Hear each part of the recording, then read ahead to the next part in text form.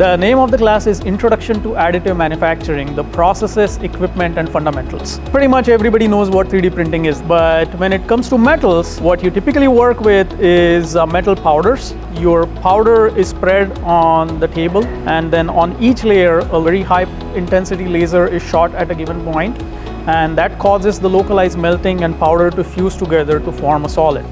Challenge was given to the students: try to reduce the weight of the Purdue P and also conserve the material as you're printing, because metal powder is expensive. You also need to, when you design the cavities, when you design the organic structures, there needs to be a way for you to remove the powder. Otherwise, you are not really achieving any weight saving. Each student came up with a different approach. Like the part that is printed here really focused on getting as much as weight reduction as possible. So they completely hollowed out the base, and it still holds its own weight. So that worked great.